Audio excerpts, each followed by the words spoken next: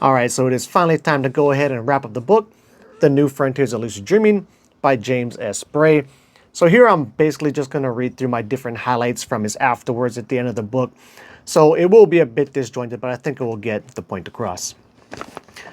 When I started writing this book, I had a vision of an intermediate to advanced guidebook that began where other lucid dreaming books end.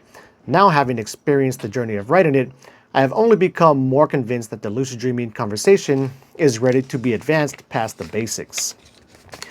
The lucid dreaming industry creates and simultaneously destroys interest in the topic with its poor recycled information, its sensationalized narrative, and its tired marketing attempts. If I have done my job correctly, you should now feel prepared to put your lucid dream experiences to the test in order to find out what is true about them and to act as your own lucid dreaming coach from this point forward.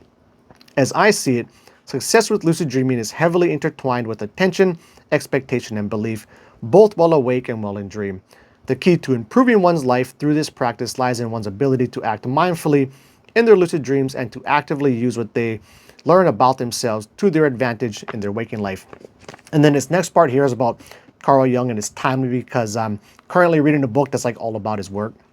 But he writes, I view Jung's thoughts on dream analysis as a model which captures some aspects of what dreams can be, but it is not the full picture by any means. His thoughts on the collective unconscious and archetypes are inarguably useful psychology, in my opinion, but the amount of dreams that are coherently symbolic seems vanishingly small.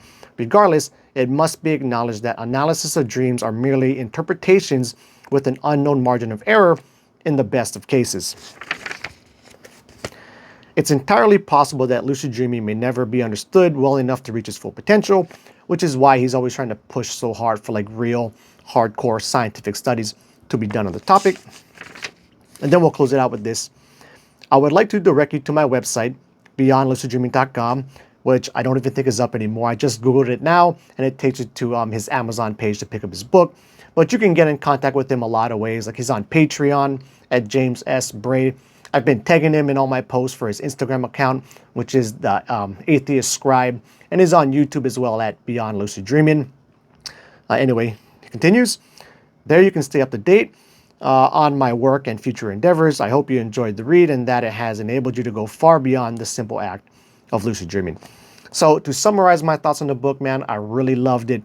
It's definitely up there with one of my favorite books on the subject, and it's definitely one of, if not the most useful book I've read for someone who's already experienced in the practice.